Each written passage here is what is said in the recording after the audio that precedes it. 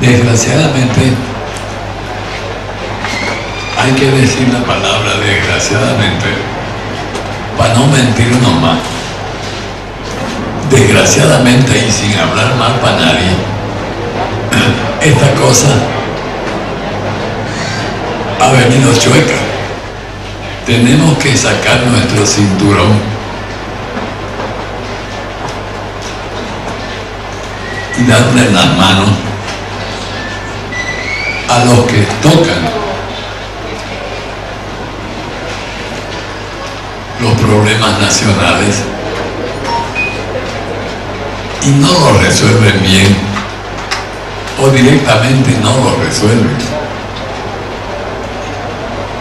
En ese camino estamos varios plantados. Está Santa Cruz plantado.